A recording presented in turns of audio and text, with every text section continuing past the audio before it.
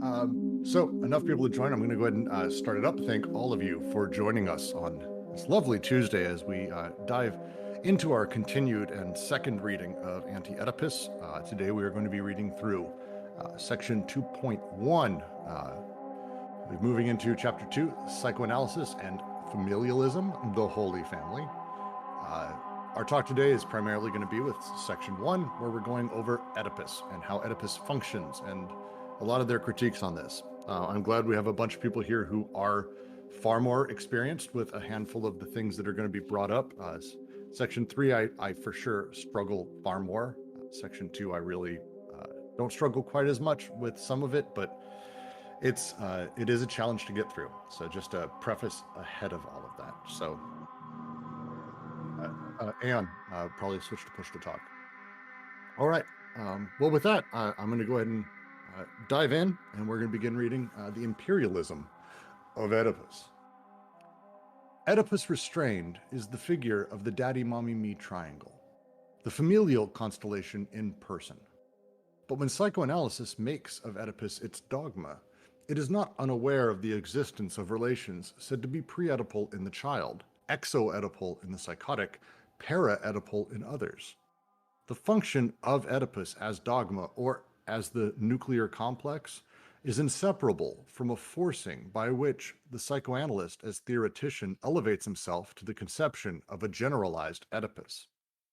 On the one hand, for each subject of either sex, he takes into consideration an intensive series of instincts, affects, and relations that link the normal and positive form of the complex to its inverse or negative form, a standard model Oedipus, such as Freud presents in The Ego and the Id, which makes it possible to connect the pre-Oedipal phases with the negative complex when this seems called for.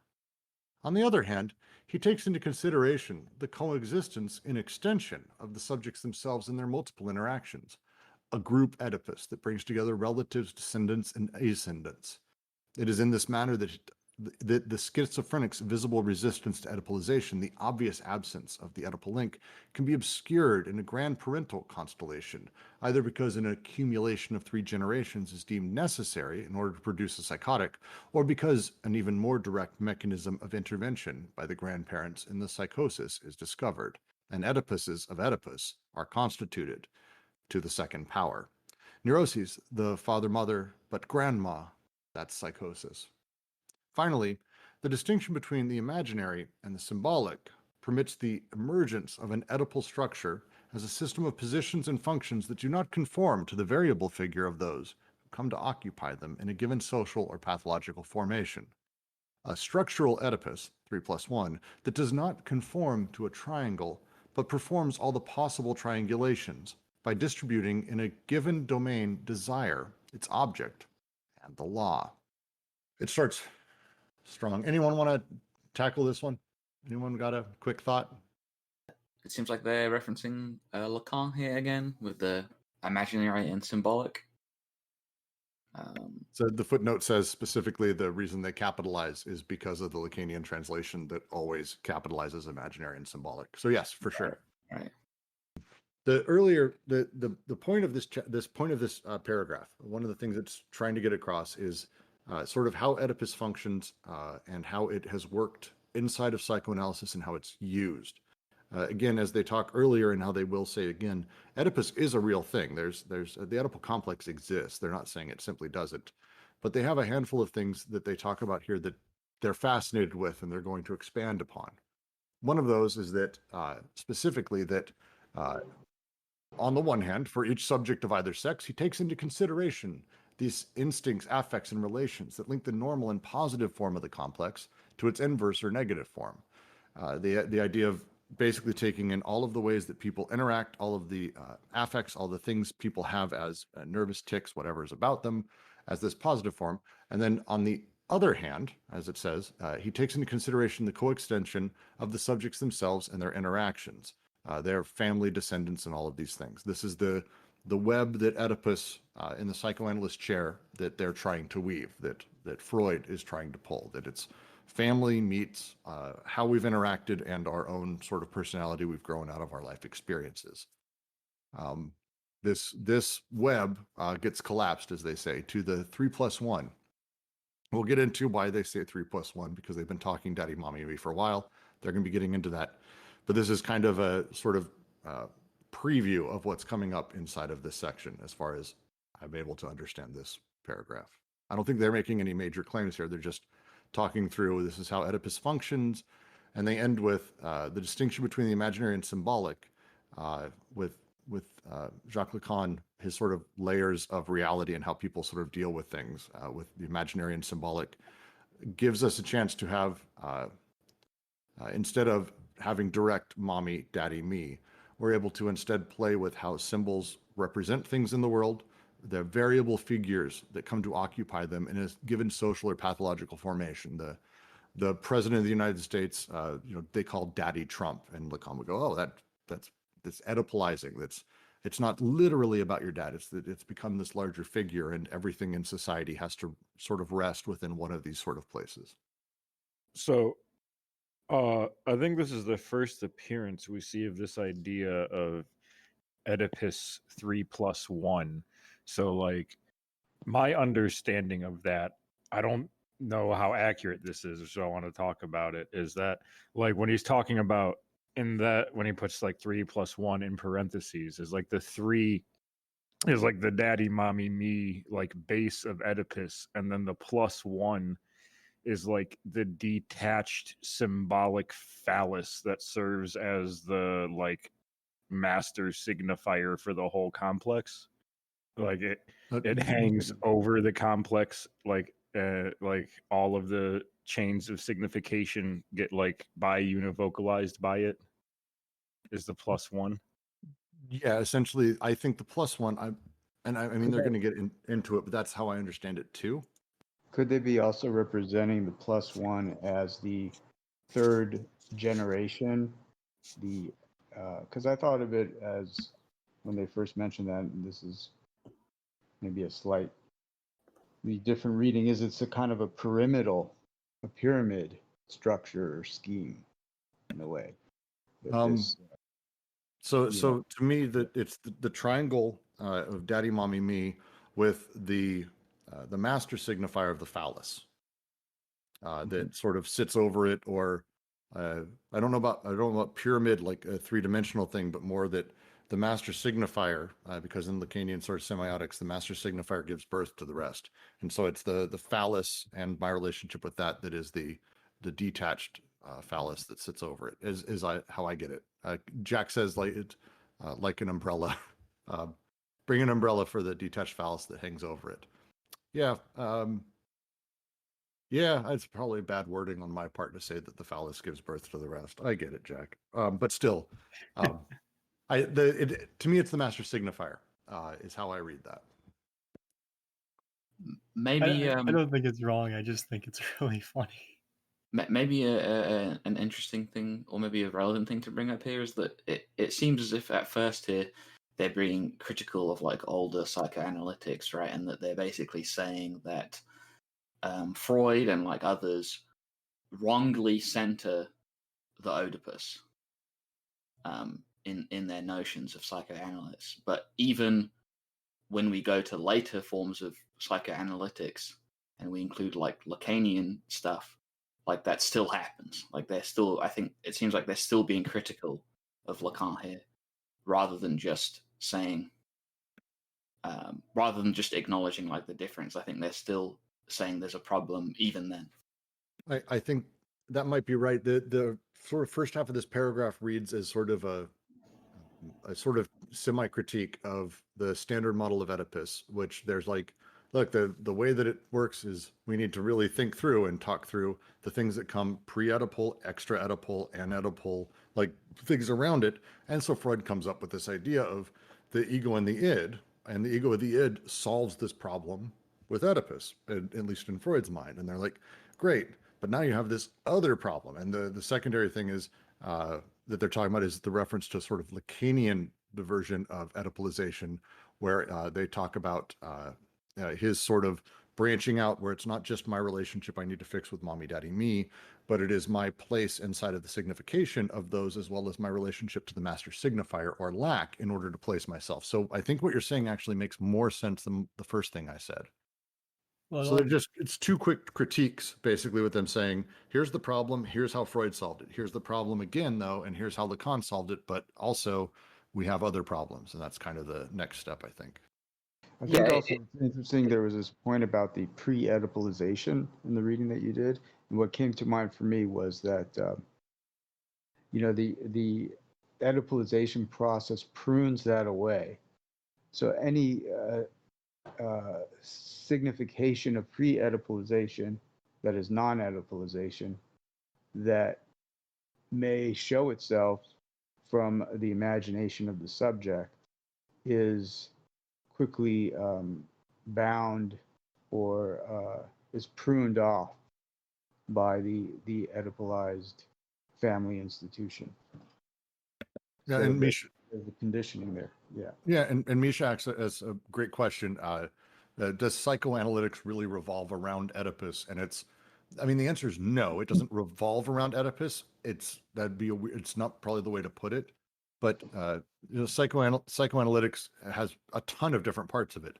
The problem with Oedipus specifically within it is that it colors everything inside of psychoanalytics. So it's not so much that it revolves around it, but the way that, and they'll get into this, the way Oedipus operates and the way sort of that triangulation exists colors and mutates everything else inside of sort of the space of psychoanalytics. And so that's their critique as I understand it. Yeah, I mean, from what I psychoanalytics is understand, haunted by the Oedipus, right? the subject is the imaginary. So I believe that, in a Deleuzian sense, there is an assemblage of the imaginary. They're referring to the older Freudian ego-based structure, and then later Lacan moves into describing it as the imaginary of the subject. But the symbolic, though, is all these acts that are going on in the play of the family that are signifying what the subject is. So they all know, always and already, what the subject is, and so it creates this imaginary assemblage for the subject. Yes. Yeah. Yeah, no, it's a great way to explain it. And so I think sorry, go ahead. Yeah, so that's essentially this first paragraph is just going through and just saying that there's a specter haunting psychoanalysis, to put it kind of a quick way. So it's fascinating when, for example, if you read anything Lacan, he's got a lot of stuff he says, but the color of Oedipus and how he views it and the lack and the master signifier of the phallus kind of really sort of matters to all of it. And it really becomes troublesome for a lot of things. And they are in love with psychoanalysis. And I think a lot of us here, I am as well. And so they're sort of like, look, this is a great system. You just aren't going far enough. It's kind of how they, like, it's what they do. They are the child who keeps asking why until we get to the bottom of it. It's kind of how they work inside of whatever they're doing. I like it. I will get to the next paragraph, though, because it's continuing off of what we just said. It is certain the two preceding modes of generalization attain their full scope only in structural interpretation. Structural interpretation makes Oedipus into a kind of universal Catholic symbol beyond all the imaginary modalities. It makes Oedipus into a referential axis, not only for the pre-Oedipal phases, but also for the para-Oedipal varieties and the exo-Oedipal phenomena.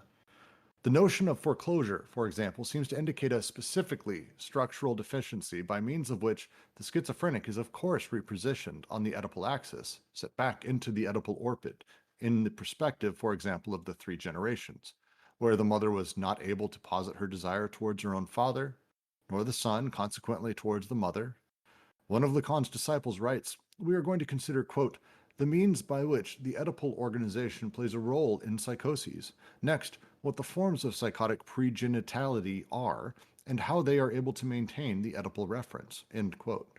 Our preceding criticism of Oedipus, therefore, risks being judged totally superficial and petty, as if it applied solely to an imaginary Oedipus and aimed at the role of parental figures, without at all penetrating the structure and its order of symbolic positions and functions. It's basically a response, real quick there, which I like. So one of the fun parts of the book is you tend to run into that shit pretty hard. The concept of foreclosure is generally about mother-child relations when the father is absent. And foreclosure is something he believes comes out of that because we're unable to place our determinate location and have the understanding of the phallus and all these other things. And it ends up being linked to psychosis, I believe, is the setup, which it's a whole thing. It's a whole thing. That's correct. The barring of the subject is a foreclosure that is experienced by the psychosis or the psychotic. And it's on the it has a lot to do with genitals, a lot. So it's a whole thing. I've always been grateful for that reason. I don't have to read these parts because I'm too immature for that. But I just want to point out too that as we're reading this, right, one of the things we're seeing that, and I think all of you have really touched on this quite nicely. So to put a word on it, we're seeing them going over the methodological aspect of Oedipus in psychoanalysis, both pre-structuralist or non-structuralist psychoanalysis, but also structuralist psychoanalysis. Yeah, and I want to echo something Webcam Parrot said in the chat. I agree wholly with this idea that, I mean, the way that this book is written is, I think, always eternally fascinating to me. A lot of this was written by Guattari and then sent to deleuze, which is, I think, interesting. And deleuze would sort of rewrite. A lot of this is purely from Guattari, who studied under the, like really kind of came from that school and could not hate the concept of Oedipus and the inner fascist that it generated and that it is, for sure. Like it comes through pretty cleanly, I think, in all of chapter 2. So when they say Catholic symbol, they mean something along the lines of, if you criticize Jesus, you criticize the whole religion, since Jesus is all-encompassing within the religion or something? Kind of. The word Catholic means universal. So there's a bit of a play on here. You can understand this sorry. as... No, you're fine. It's actually, there's a bit of a redundant because they say universal Catholic. But to your point about the religious, there is that side here where Oedipus actually works in creating like a kind of holy family, right, which is the name of this chapter, right, the nuclear family, a kind of holy family. So they are playing on that, right, and it suggests that Oedipus, this methodological critique, this concept, right, it's not exclusive to psychoanalysis, but it's something psychoanalysis does build around quite a bit. But so it is right to say that, let's say, Oedipus is the equivalent of Jesus, although Jesus not only being the sole problem to the religion of Christianity. Sorry if I offend Christians by this, by the way, but I'm firmly atheist. But they say they are trying to say what I said earlier in the chat, in the sense that the Oedipus is sort of a representation of a system of ideas, right? I don't think it's so much about Jesus in that. I think it's more about this. So structural interpretation makes Oedipus into a universal Catholic symbol, beyond all the imaginary modalities. It makes Oedipus into a referential axis, not only for the pre-Oedipal phases, but also for the para-Oedipal varieties and the exo-Oedipal phenomena. So like even with Christianity, right, which long precedes psychoanalysis, the role of the family in that theological system, right, that can be interpreted very directly in an Oedipal sense. There's a kind of Oedipal structuralism that can be created out of that, right? So we can take, I actually know people who do this. They take like the idea of like the family in society, the family in faith, right? Particularly like something like good old Mary, Jesus, and Joseph. And, you start using that to understand society in a structuralist sense as this universal central concept, right? And so what does that do by creating a nuclear family? Well, it's ripe for Oedipus at that point, right? In fact, psychoanalysis here might even say it's indicative of Oedipus just to make that move, right? And so I almost want to call it a confusion between all of that, where that's all coming together and colliding in this manner. That seems to be what they're getting at as I read them, that all of this kind of coagulates around Oedipus and through Oedipus, for that matter. Paragraph. For us, however, the problem is one of knowing if, indeed, that is where the difference enters in. Wouldn't the real difference be between Oedipus, structural as well as imaginary, and something else that all the Oedipuses crush and repress? Desiring production, the machines of desire that no longer allow themselves to be reduced to the structure any more than to persons, and that constitute the real in itself, beyond or beneath the symbolic as well as the imaginary. We in no way claim to be taking up an endeavor such as Malinowski's, showing that the figures vary according to the social form under consideration. We even believe what we are told when Oedipus is presented as a kind of invariant. But the question is altogether different. Is there an equivalence between the productions of the unconscious and this invariant, between the desiring machines and the Oedipal structure?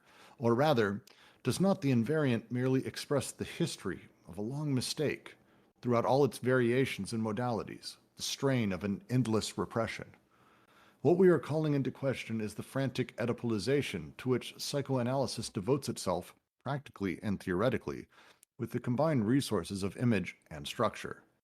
And despite some fine books by certain disciples of Lacan, we wonder if Lacan's thought really goes in this direction. Is it merely a matter of Oedipalizing even the schizo, or is it a question of something else, and even the contrary? Wouldn't it be better to schizophrenize the domain of the unconscious as well as the social historical domain, so as to shatter the iron collar of Oedipus and rediscover everywhere the force of desiring production? To renew, on the level of the real, the tie between the analytic machine, desire, and production. For the unconscious itself is no more structural than personal. It does not symbolize any more than it imagines or represents. It engineers. It is machinic. Neither imaginary nor symbolic, it is the real in itself, the impossible real, and its production. Quite a bit is said here. Could I trouble you to read the very interesting footnote from Lacan at the bottom? Yes. So to read, it's quoting Lacan in Seminar, 1970. Nevertheless, it is not because I preach a return to Freud that I am not able to say that totem and taboo is a twisted story. It is, in fact, for that reason that we must return to Freud. No one helped me to make this known, the formations of the unconscious. I am not saying Oedipus serves no purpose, nor that it co-bears no relationship with what we do. It serves no purpose for the psychoanalysts, that is indeed true, but since psychoanalysts are assuredly not psychoanalysts, that proves nothing. These are things I set forth in their appropriate time and place. That was a time when I was speaking to people who had to be dealt with tactfully, psychoanalysts. On that level, I spoke of the paternal metaphor. I have never spoken of an Oedipus complex. A lot is said here. Yeah, it calls into question where Lacan is in relation to Oedipus, right? Well, and it kind of the line from Lacan here and what he's talking about is sort of, I'll try to paraphrase how I interpret it. Hi, I'm Lacan. I talked about things being the father, the mother, and all of this because I had to in order to deal with the people I was talking with. I didn't really mean that. I'm simply utilizing the structures that they understand in order to explain my view of the unconscious. And that in itself is kind of what I think the rest of this paragraph is also about, where they're saying that this is how we've used a thing to explain stuff. We've now seen that there are problems with it, as they point out the issues with, grandparents or extended family or extrafamilial situations. And now what we've done is we've gone back and said, oh no, they're all Oedipal, actually. All of it is. They're the way that a person deals with their boss, the way that they walk their dog, everything is related to this. Everything comes back to it. And that's the problem, is that it doesn't allow things to be what they are. It forces them into this very, very specific triangle. They foreshadow their whole like chapter 3 as well in this paragraph, at the sense, or rather, does not the invariant merely express the history of a long mistake throughout all its variations and modalities, the strain of an endless repression? And like they make very clear points on like in the primitive socius versus the despotic socius versus like the Erstat versus the like representation in capitalism, how they like the use of incest in general or Oedipus specifically as the thing to repress desire increases. It goes from simply making a displaced representation to becoming the like repressing representation itself, and then like it as it like widens out and opens up into a triangle throughout the evolution of the socius. And it's worth noting just because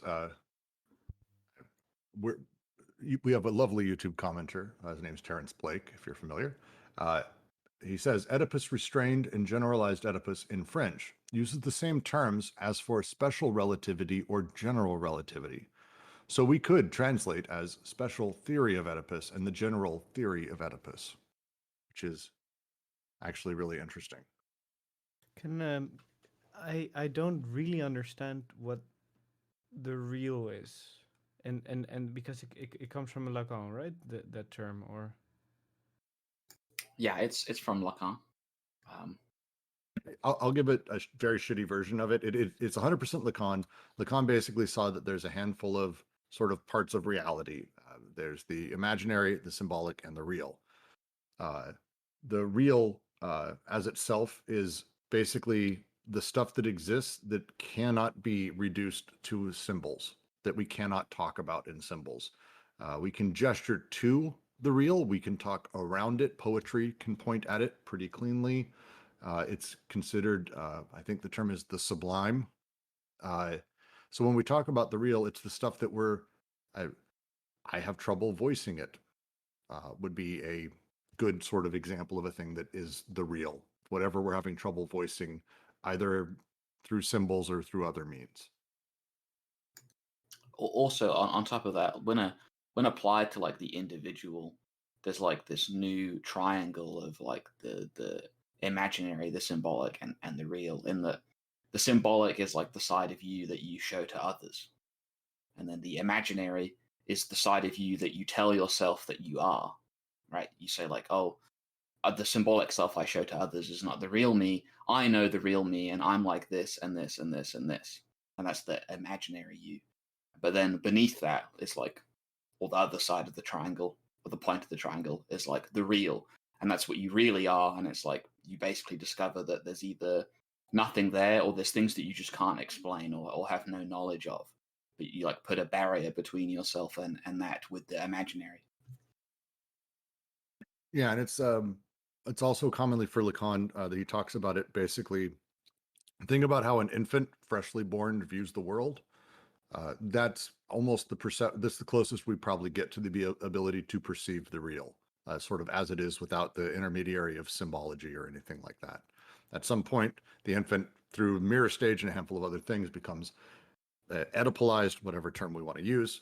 Oedipalized is what Lacan says, and then suddenly becomes a subject and understands its place and now can only deal with sort of the symbology and that kind of things and only point at the real through the use of clever wordplay or poetry or art,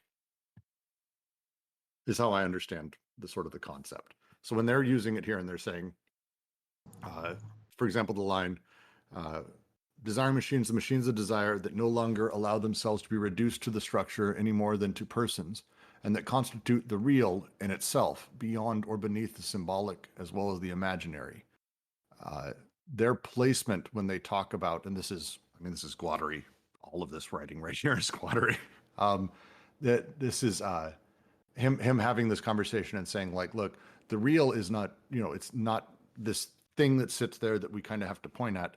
It operates and it works, and it is made up of desiring machines. They are this tiny thing that we have to sort of talk around a little bit, but they don't allow themselves to be reduced to the structure of Oedipus. any more than to a person. They're not a thing. They're as they describe it in other places. They're different than that, beneath the symbolic as well as the imaginary. Or did I go way off?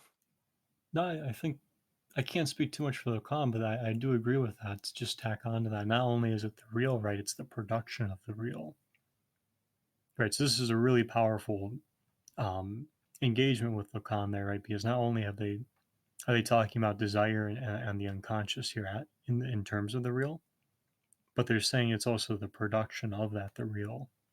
But when you say that the real is that you can't get through it to it through symbols, then I don't really understand how poetry does it, since language is symbols. Or am I misunderstanding symbols here? So they can't direct something inside of poetry. If I say like the dew on the flower lilts, or I say a haiku or something else, the emotion you're left with, or the slight perception of a thing that we can't reduce directly to a symbol, is the real, the thing we are referencing. And it can be, there's a lot of different sort of takes on that, but it's basically the firmament of reality that can't be directly engaged with without symbols. Directly is, I think, the key word here, as I understand it. But in doing that, right, you're automatically in the symbolic there, yeah. You're referencing to it. The poetry indirectly makes a reference. Here's Right. a small little excerpt vignette from Zupancic on in the book on Deleuze and Lacan, taken from her chapter. Well, it's an anthology, but she has a chapter in there. And she writes, with the concept of the real, Lacan gives a conceptual support to the rift, the crack, the fallure, implied by, yet invisible in the deployment of differences, and repeated with them. He extracts it from its invisibility, claiming that psychoanalysis is in the position to actually assign to it some minimal consistency. It's not an easy concept. Zizek writes on it quite a bit, and I like a lot of his writings and talks about it. He kind of breaks down the real into a handful of categories, which he calls like the real, which I think is one of my favorite terms. It's very Zizek to say shit like that. But that's kind of how he views what film sort of teaches us, stuff that things don't directly point at, but that we want to or can perceive by watching a film. A simple example would be the movie Avatar or Dances with Wolves, or any of these that don't explicitly say that being a white guy is what saves people, but that's totally what the movie's kind of saying. Sort of like you're engaging with something that isn't literally symbolized or directly symbolized, that it's through this sort of intangibility of all of the symbols coexisting that sort of plays at a thing. This is how poetry and other things access the real. Art accesses the real in that way, stuff like that. So that's kind of the idea. It's again, not the easiest concept, but that's what they're pointing out here. And the conversation they're having is very simple. With Lacan, who utilizes Oedipalization to sort of create this master signifier, the phallus, that gives us our placement inside of the imaginary, the real, and the symbolic, and all of these things. They're like, hey, look, is Oedipus really Lacan's point? As they say, is it merely a matter of Oedipalizing the schizo? Is that why he's doing this? Or is it something else? Or even the opposite? And then they have a direct quote from Lacan that is kind of calling him out, saying, like, where he's admitting, like, look, I don't actually say the Oedipus complex. He does, but I don't actually say that thing. I don't really believe in it. I have to use it to describe and discuss these terms that are so important with the people who cannot discuss anything else except Oedipus. It's everything insists upon Oedipus in psychoanalysis. So if you want to have the conversation, that's kind of the only thing you can talk about for the most part. I think they're often referring to the earlier Lacan, though, throughout, from what I have heard so far. So, yeah, the real is difficult because, as Sapon just points out, it's not an idea. It's a conceptual name for what what must go wrong in reality for an idea to appear at all. It doesn't necessarily have to go wrong. I mean, there could also be an affirmation, I believe, that, and that's why, that ties back into the approach that I think Deleuze has, where he ties it to affirmative experience, and that may be the real speaking there as well. But it shows, she points out here too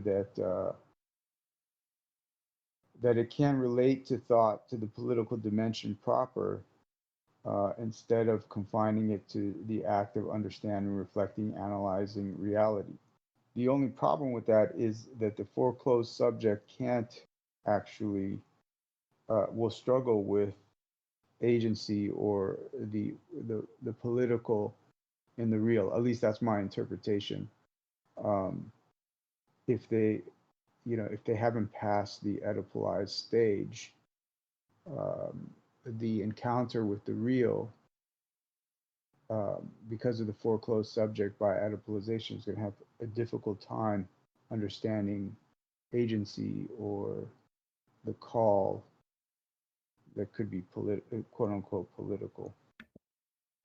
That's actually a really good summation. I'm going to move to the next paragraph before we dive forward because it gets a little bit more into some of this. And again, to Ben's point, their sort of preview of all of chapter 3, you'll start to see where some of the stuff falls in. But what is this long history if we consider it only during the period of psychoanalysis? Does it not take place without doubts, detours, and repentances? Laplanche and Patalis note that Freud discovers the Oedipus complex in 1897 in the course of his self-analysis, but that he doesn't give a generalized theoretical form to it until 1923 in The Ego and the Id, and that between these two formulations, Oedipus leads a more or less marginal existence, confined, for example, to a separate chapter on object choice at puberty in 3 essays, or to a chapter on typical dreams in The Interpretation of Dreams. They say that this is because a certain abandonment by Freud of the theory of traumatism and seduction leads not to a univocal determination of Oedipus, but to the description as well of a spontaneous infantile sexuality of an endogenous nature. It is as if, quote, Freud never managed to articulate the interrelations of Oedipus and infantile sexuality, end quote. The latter referring to a biological reality of development, the former to a psychic fantasy reality. Oedipus is what all but got lost, quote, for the sake of a biological realism. I don't get this one. If anyone has a hint for me, this paragraph is tough because I'm not that great at Freud. So far they're calling into question this the Oedipal methodology, or particularly the methodology whose center is Oedipus, right? And we've seen this now. This is right 1.8. This is a main thing in there where they're talking about Melanie Klein being unable to really get out of Oedipus, but only water it down due to socioeconomic pressure, right? So they're expanding on this now, and they've just introduced to us that, like, we can even wonder if Lacan means to Oedipalize, right? Does he go to Oedipus, or does he simply leave it at the family? And is he talking about the family because he has to, or because he wants to? Right? There's this question of the methodology as to whether or not it's speaking them, or if they're putting the turn of the screw on it. So here we've got the question of how does Freud, right, who's supposed to be the guy that comes up with Oedipus, right, or the Oedipus complex more so, how does Freud engage it, right? So let's kind of go back to arguably the beginning, right? And in the beginning, Freud said, "Let there be light." No, he didn't say "Let there be light." He found Oedipus to only be sort of a marginal thing, right? He does say it's like primordial in that, but it's kind of in passing to the rest of dream analysis.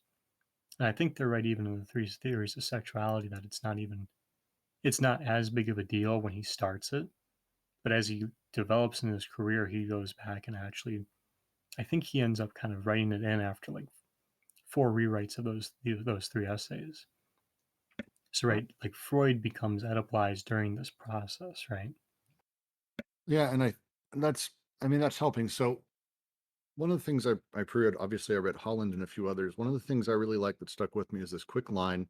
And I think it pings me again when I read the line where they say, "It is as if Freud never managed to articulate the interrelations of Oedipus and infantile sexuality."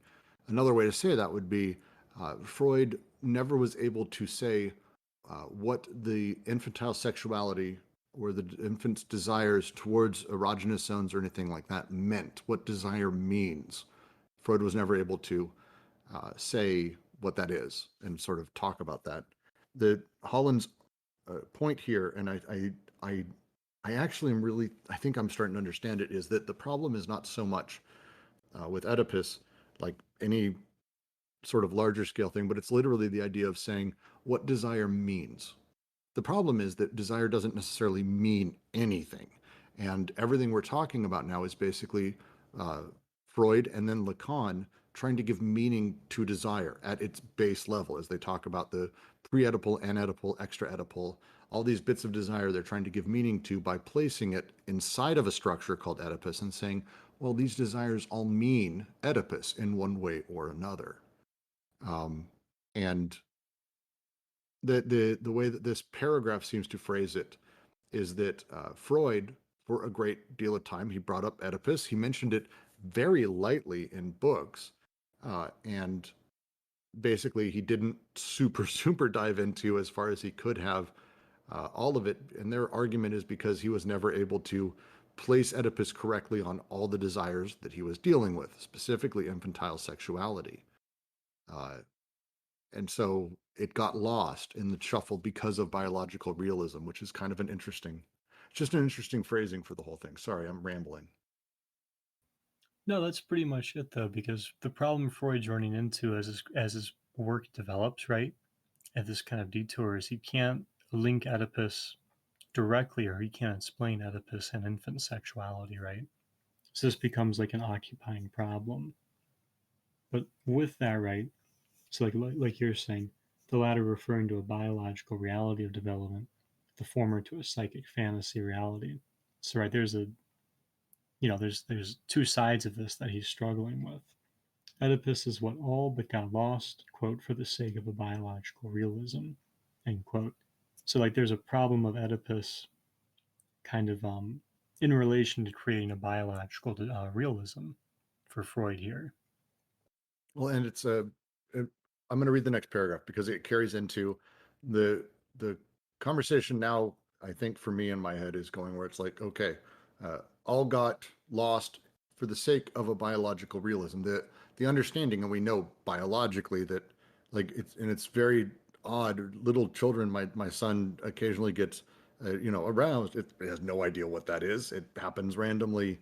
He's in potty training and he's running around naked right now. It's a whole thing. So like desire exists for like in a lot of weird ways for us, especially in an infant sort of place. And so how do these things get expressed? What do these mean? It's really sort of the problem. And so biological realism being the thing they're about to dive into. To continue. But is it correct to present things in this way?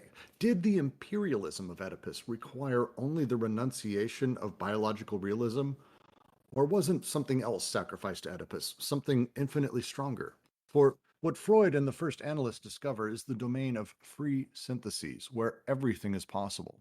Endless connections, non-exclusive disjunctions, non-specific conjunctions, partial objects and flows. The desiring machines pound away and throb in the depths of the unconscious. Irma's injection, the Wolfman's tick-tock, Anna's coughing machine, and also all the explanatory apparatuses set into motion by Freud. All those neurobiologico desiring machines. And the discovery of the productive unconscious has what appear to be two correlates. On the one hand, the direct confrontation between desiring production and social production, between symptomological and collective formations, given their identical nature and their differing regimes, and on the other hand, the repression that the social machine exercises on desiring machines, and the relationship of psychic repression with social repression. This will all be lost, or at least singularly compromised, with the establishment of a sovereign Oedipus. Free association, rather than opening onto polyvocal connections, confines itself to a univocal impasse. All the chains of the unconscious are biunivocalized, linearized, suspended from a despotic signifier. The whole of desiring production is crushed, subjugated to the requirements of representation and to the dreary games of what is representative and represented in representation. And there is the essential thing. The reproduction of desire gives way to a simple representation, in the process as well as theory of the cure. The productive unconscious makes way for an unconscious that knows only how to express itself in myth, in tragedy, in dream. So, right, we're still struggling with this question of how to understand Freud and the development of Oedipus. So, like, as I understand it, Oedipus isn't necessarily something that was created by Freud, but instead it's his version of like representing the social repression, right? So like the propagation of psychic repression by social repression, the internalization of the limits of the system that is like currently the dominant social system.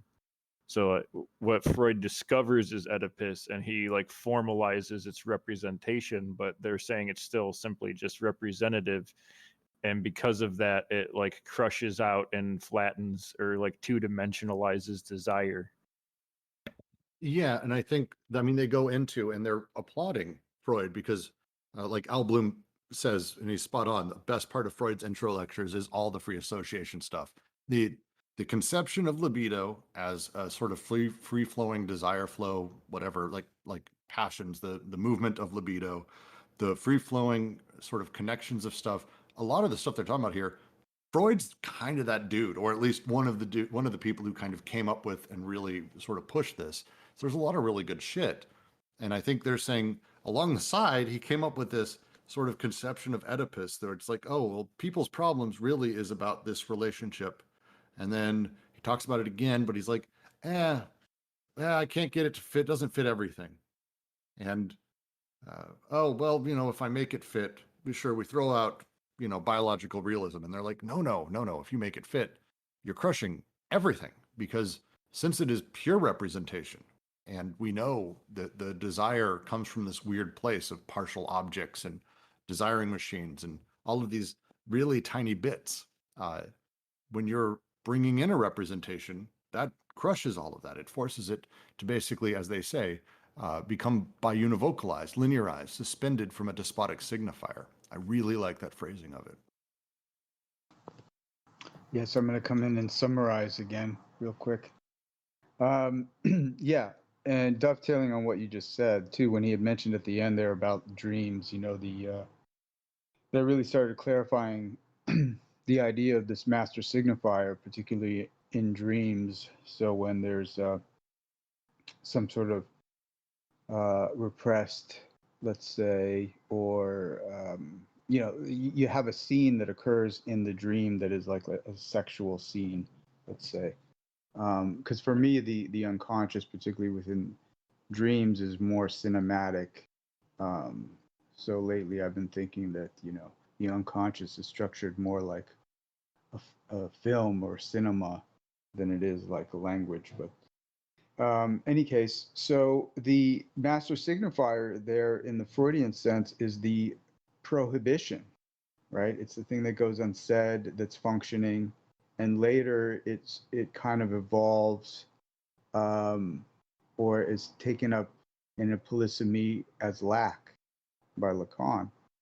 So in the dreams, when and I think in many ways there's a Gestalt move on the part of Guattari here to say, let's just cut that out, and then when you do, you realize that if that master signifier is not in the front of the chain to begin to start linking things, then desire is signifying and not the prohibition of desire or the lack of desire. All right. Yeah, I mean, desire, the unconscious doesn't really need a master signifier, right? That's what they're laying out here. So there's kind of like, they're getting at how, so this last line, right? The productive unconscious makes way for an unconscious that knows only how to express itself in myths, in tragedy, and dream.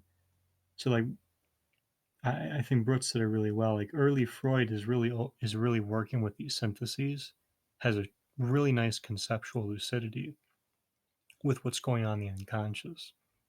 But as he's progressing, he becomes it's kind of funny. It seems like they're pretty much suggesting that he gets Oedipalized in as he goes, right? Ironically, and in this, this is kind of where you see like the paralogisms more directly emerging, right? An unconscious as an unconscious that needs a stage begins to become the priority as opposed to as opposed to a productive unconscious. It's almost like they're describing it like, and it may be completely wrong, but it really is how the text is describing it, that like Lacan, like a Freud had like this brainworm. And I mean, they're going to get into basically how Oedipus basically creates itself and continues itself. But Freud, like, oh, this idea, quick thing, that's fine. But then he couldn't get rid of it. And over time, it slowly just ate everything and became, everything got Oedipalized. It's how they're describing it. It's kind of interesting. Yeah, and they haven't exactly laid out why that's going to take place and everything. Right now, they're going through like, was it because Freud was looking for a biological determinism? Maybe, maybe not. Is it because he was looking for the unconscious to be, and it's really is psychoanalysis in relation to Freud. Are they looking for it to become this this kind of like stage for what they're going to analyze as opposed to a production of everything? Right. So they're still kind of trying to tease out why this takes place. Which they continue in the next paragraph, which I'm going to dive into because it continues pretty much spot on. Yeah, and I like that. The psyche, the tapeworm of the psyche is actually kind of what Oedipus is. I like that.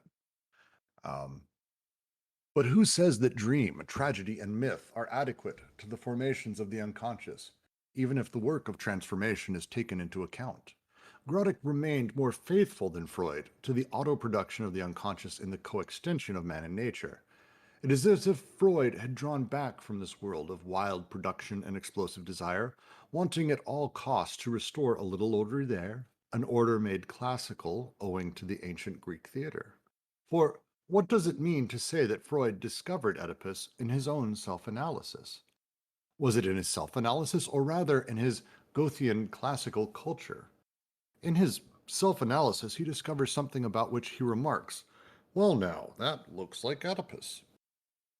At first, he considers this something as a variant of the familial romance, a paranoiac recording by which desire causes precisely the familial determinations to explode.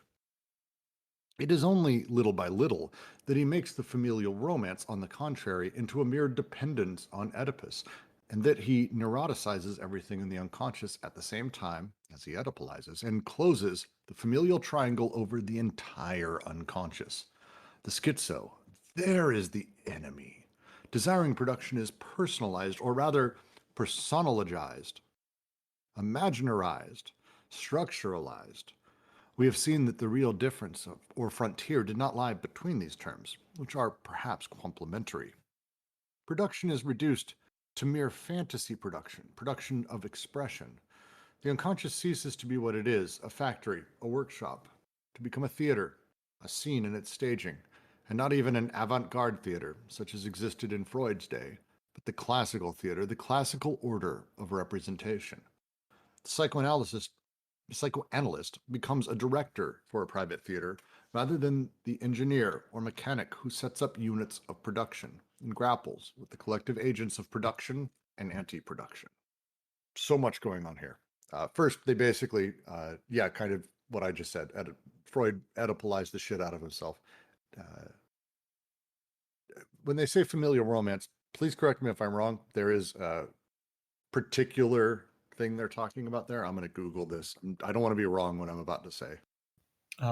Based on what I remember from the interpretation of dreams, he's talking about like, and he says it's like more pronounced in, I can't remember if it's like psychotics or that, but he thinks that there's basically like this desire to sleep with the mother, right?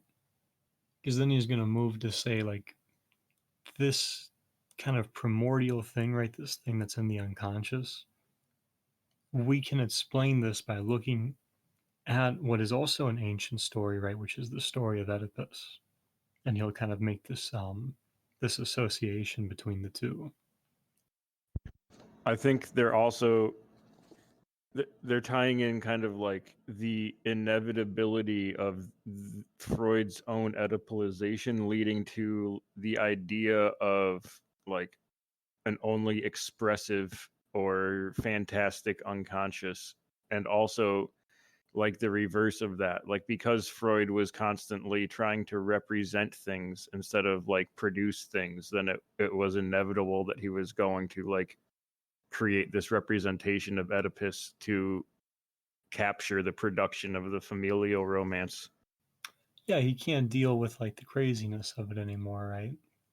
All the syntheses and then the unconscious is factory. So it's, I think you're right. The move for him is to kind of make it into a theater where it has this sort of like this clearer order, right? Where we can kind of work with that and kind of get away from the unconscious in this like chaotic sense. I think this is also a reference to his earlier work on Hume, and without saying it, he's implying that Freud is pulling this whole the fantasy of expression, or the expression of fantasy, and like the representational theater of the mind. These are ideas that are being pulled directly from Hume, where Hume's going to call like the mind or the imagination a theater without a stage. Like it's a theater without a building or a stage that contains all of the interplays between ideas, and that everything in Hume is based on like impressions of reflections, and expressing these impressions through relations and associations. So like I feel like he's not directly calling out Hume as the precursor to Freud's need for a representative theater that leads to the like discovery of the Oedipal complex, but I think there's like a common callback to his work there in empiricism and subjectivity. I'm just kind of rambling now. I'm sorry. No, and it's as I had read this really interesting book on Freud recently, and I wanted to confirm it. I just did. So Freud, in letters that got published in the 80s, 1980s, revealed the fact that his father was molested and raped him and his sisters and a brother, which probably, I think, has an impact on a person. I think it's a safe bet. But he writes extensively about his father being one of these perverts that does this, and that his brother has all of these troubles. So when we talk about him Oedipalizing and dealing with a lot of these things, and his own neurotics and his own self psychoanalysis, which is part of this, I mean, it's hard not to bring those things in and sort of have that conversation around what he was like, what his life was like growing up. Because again, the Oedipus complex is about, for him especially, the sort of dealing with the, as they call it, the biological reality, but the sexual desires of a child, how children deal with parents, how sex becomes something we deal with. There's a lot of stuff that Freud wrote in there that I'll say lightly is troublesome, but like this seems to be like they don't know any of this yet, and this stuff didn't get published until 20 years after this book came out.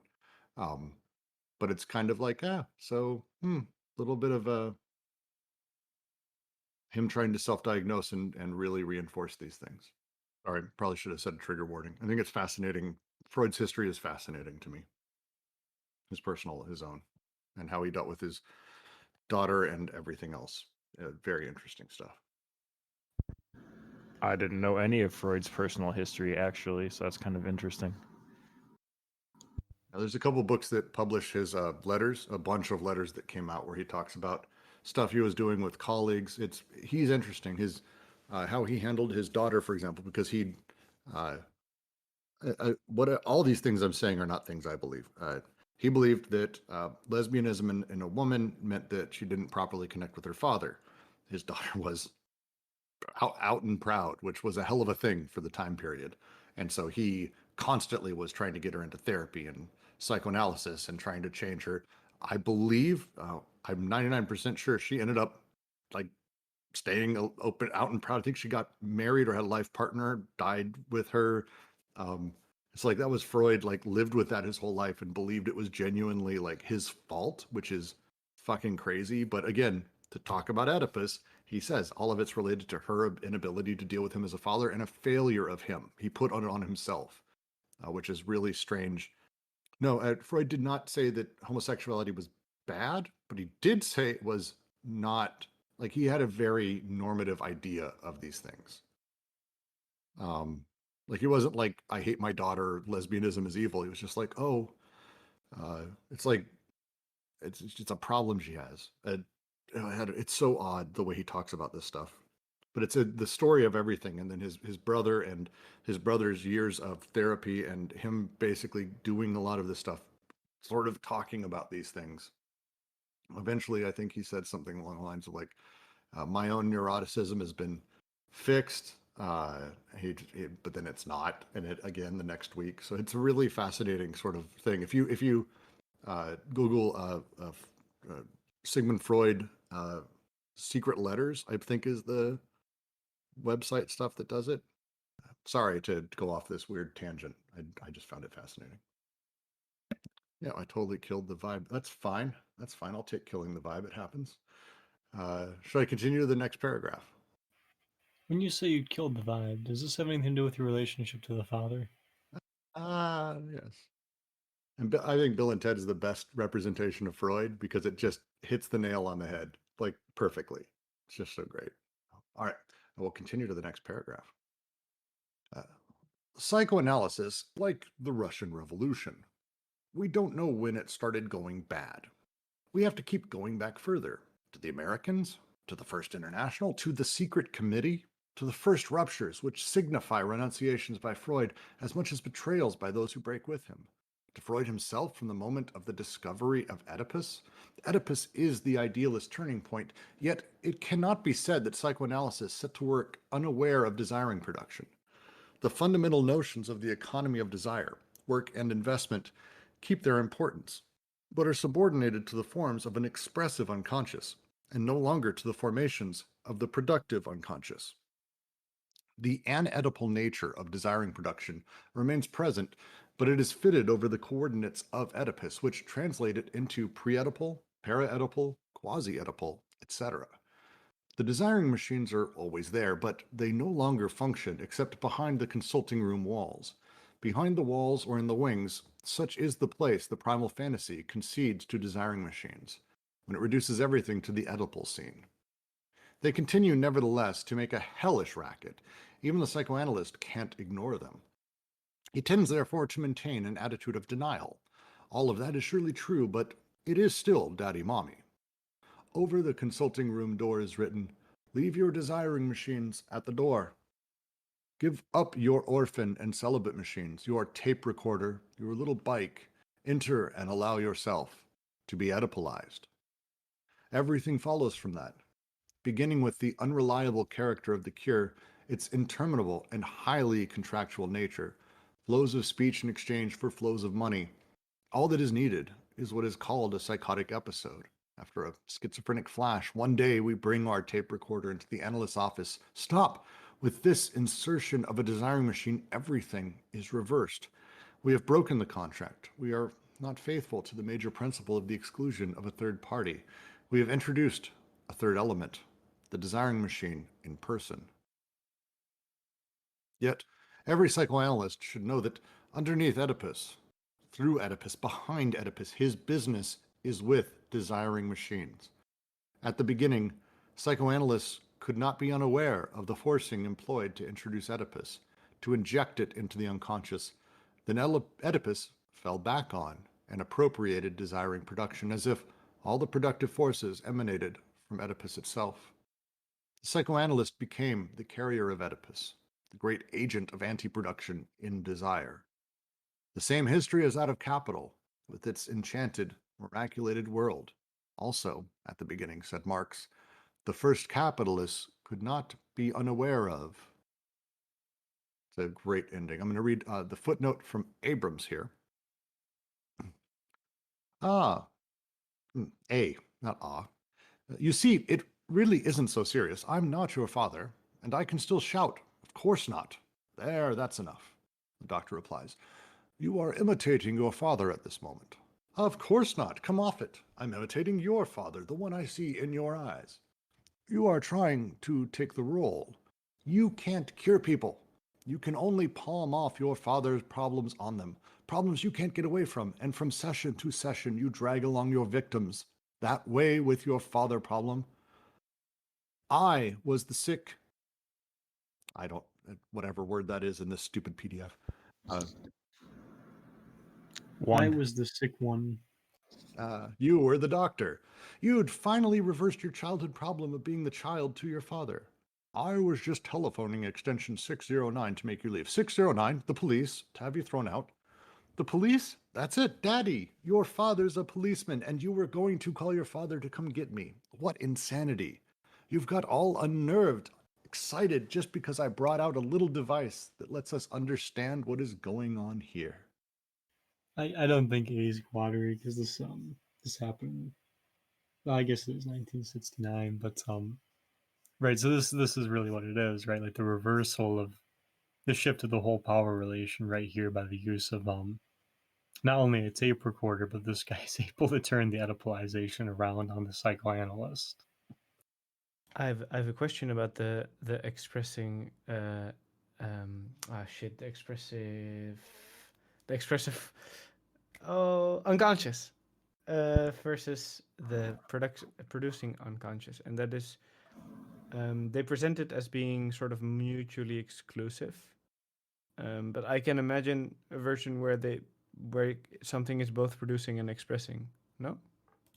Well, they don't say that, like, there's no expression. I think what they're saying is that the unconscious is productive, and if you like crush the production and the desiring production of the unconscious, the only thing that it can do is now produce fantasies, which it can only produce them in expression. Yes, I would say so. For them, they would say desiring machines are productive because they're just creating, they're doing shit with partial objects. They're putting pieces together, things come out the other side. Really simple version of it. Please don't hate me. When Oedipus comes in, it basically goes, oh, yeah, all of that's great. You guys, think of it as the guy who just bought the factory. He comes in, he's like, hey, love what you guys do. The art, the crafts, all this shit is great. I need stuff. I need this thing made over there. That's what you're doing now. Now, they don't know how to make this stuff. They've got to figure it out. The desire machines don't produce like representation. That's not how it works. But now the unconscious has to, because it can only deal in representation. It has to make everything mommy, daddy, me desires, which are partial objects, desires which deal with little tiny little bits of things, not whole objects, now have to deal with whole objects. So in order to do this, we have to create the theater. I have to create daddy. I have to place him in a spot. I have to connect these representations to things. And that's not actually how the unconscious is intended to work. It's intended to be productive and push out a lot of different things, not whole objects. And the whole objects part is what they're talking about, the play of representation. Because now I can only communicate in this way. My psychoanalyst demands I speak of things in terms of daddy, mommy, me. And that's the joke at the bottom here. This is like a little play that Jacques Abrahams wrote. I'm sorry, I anglicize everything, anyone who's French. He did a lot of like sort of, this is like an intentional like joke making fun of what happens inside of these scenes and inside of the psychoanalyst's office. And the joke here is that the patient is like kind of, let's say, healthy, he's fine, and he's yelling at the guy. He's like, I'm not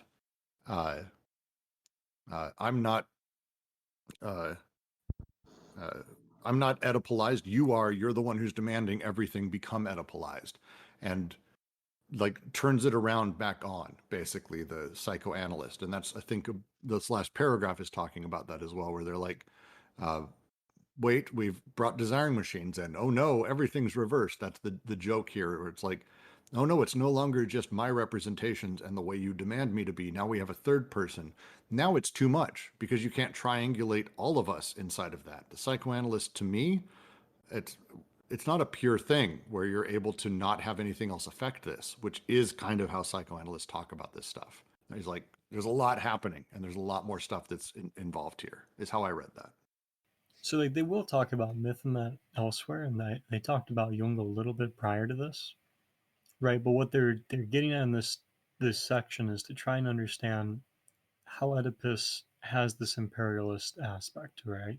How does it happen that we have this problem of Oedipalization, particularly in psychoanalysis, right? And they're looking at how the Holy Family, or more so the family, plays into that, and how Oedipus plays into Oedipus is kind of like part of that nuclear family taking place, right? There's kind of like a relationship there. As we go on, we get from Freud, right? So Freud starts out really interested in what Deleuze and Guattari would say is the productive unconscious, or the unconscious as factory, right? But over time, there's a question of, is he looking to try and explain infantile desire? If so, why can't he express it Oedipally, right? He runs into a problem there, it seems. Or maybe that's not sufficient. Is he instead trying to deal with like the production of fantasy? So they have these questions as to why, what Freud's motives might be, but the one thing that seems to stick is that it became easier, it sounds like, to deal with a representation of the unconscious than to deal with the unconscious as factory, which is what the stage that gets set will allow for the way the representation can play out, and thereby, very much to Brooke's point, so right, like what this stage does is it starts to limit desiring production, and it starts to affect the productive unconscious, right? So this representation has a way of actually affecting how production is going to work, even though it's not the productive itself. And just to put a fine point, I'm going to post, I just spent a little bit of time Googling that Jean-Jacques Abrahams, which I'm not going to pronounce right, but the cover of his book, the Man with the Microphone, which is where this came from, I think, says his intention pretty clearly. It's for those on voice, it's I think a psychoanalyst being choked by the tape recorder. It looks like quite violently. Did you draw this? It's literally from his book. It's literally from his book, published in this edition was published in 1976. Can I ask a question that is perhaps totally off topic, or is it still on course. topic time? No. I think let's go ahead and we'll just open it up with the recordings going, but we're done with the reading. So please, if you have any questions or anything about this section or things related to it, let's go for it. This has never happened before. That we're on time. It is the shortest, I think, section in the entire book. So yeah, and also relatively easy, or at least understand. I feel like if you read chapter 1, then this is relatively easy to go through. I think right? the Erstat is shorter, but there are, I think, paragraphs longer than this section inside of this book. So my question is maybe very off topic, or more of a, let's say, shower thought type question. And that is that they're, of course, they're making this book in the context of rampant psychoanalysis in France throughout literature, literal therapy, philosophy, social science, right? But they are advocating or subverting certain mental illnesses. And man, now that I said that out loud, I should maybe not call it a mental illness, but at least mental condition. They make a very clear point that they're not like romanticizing or advocating like schizophrenia. It's almost like they're using the term like schiz and schizo in like the very Latin meaning of like break. Okay. Yeah. So he's right. In chapter 4, they address that very directly. So Okay. if you just open up this book, right, you would I could say you'd be like, oh wow, they're talking about clinical psychology is the strange solution to all of our problems. No, that's not what they're getting at. He's right. The schizophrenic and the paranoiac, and this is what chapter 1 does, right? It lays out those processes and what they mean by those terms, right? But they are reconceptualizing schizophrenia and paranoia here. Well, I it's think- mostly it. Oh, sorry. I was going to say, I think they do see a lot of good things in the, clinical schizophrenic or psychotic, whatever term you want to use, but not in the schizophrenic who is like, bedridden, or as Deleuze like often uses the term. They're not talking about like the schizophrenic put away in the asylum. They're talking about like the schizophrenic who walks throughout the world and is freely interprets. So I think although it's not directly, like they're not directly referencing clinical psychosis or schizophrenia, I think it's wrong to entirely say that they're not talking about that either, because they definitely are. So I guess my question then comes to because I'm not reading this as a glorification of certain mental conditions at all.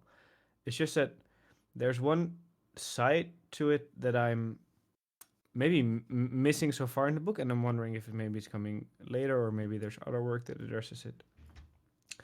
And that is this sort of maybe the addressing of empathy or the experience of the other. The reason why I'm asking it is because, funnily enough, to me, one of the prime associations that I have with the schizophrenic, even how they describe it, is that even without the idea of the subject, it is something, let's say, non-social. And I'm not. Yeah, I'm just wondering what their ideas on empathy are, and I'm not necessarily talking subject to subject empathy. Well, keep in mind they're building out how the unconscious works, right? So like the schizophrenic is a process, it's not a person. In the same way, the paranoiac isn't exactly a person, it's a process and one of machinic production.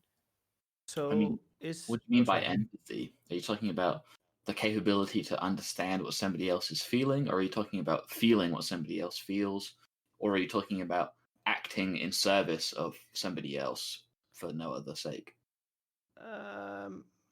I guess I'm more talking about a phenomenological phenomenological empathy.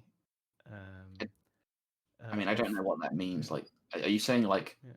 what do you mean by phenomenological empathy? Even I guess I should know this better, but do you mean like yeah. in a Bergsonian sense, or like Levinasian, or I only know Merleau-Ponty a little bit, and Husserl.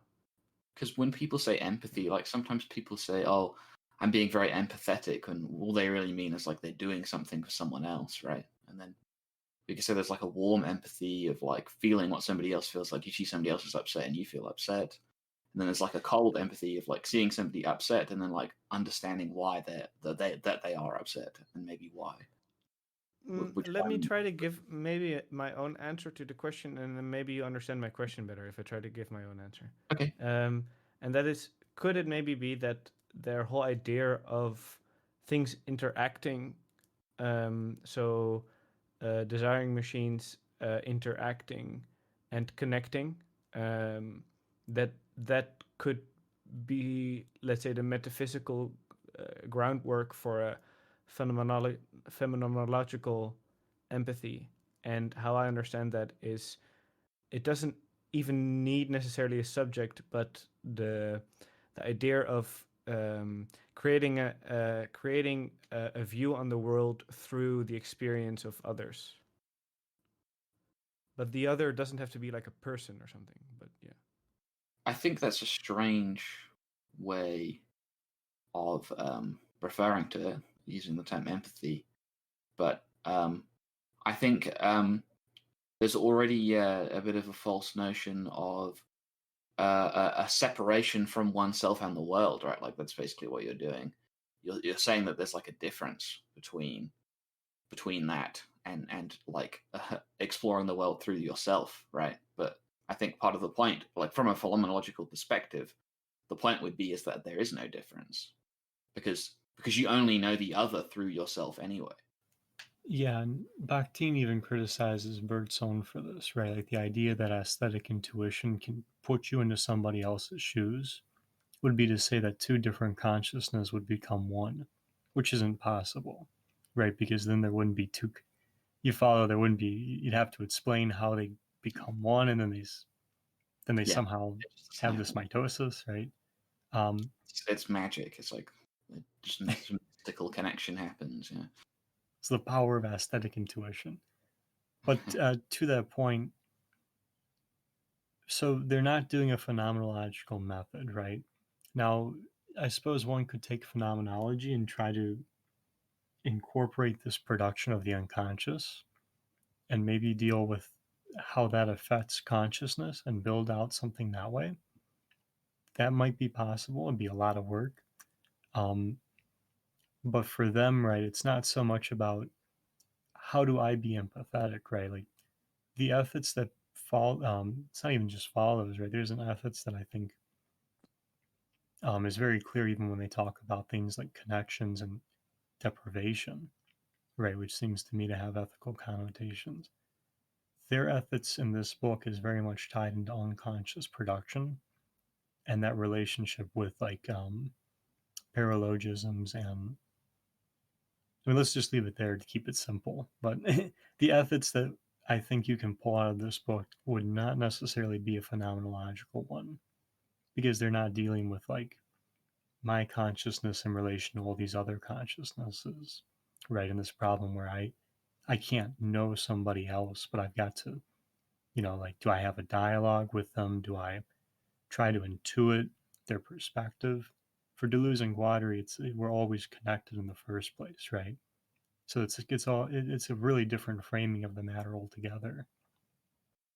I mean, I said it's quite Heideggerian anyway, but that you're right, and that the distinction here is that we could almost call it a phenomenology of the unconscious rather than, because phenomenology is strictly study of the conscious, right? And it's much more talking about like it's more procedural in that way because it's like the processes upon which we even come to phenomenological conclusions. And I see that as a very big barrier because they're not dealing with, like, for them the eye is the circular thing moving through the assemblage, right? That's not my consciousness. This is an unconscious ego that's moving through partial objects, right? That's part of that subjectivity in a group sense. So to me, that would, how do you deal with that phenomenologically, right?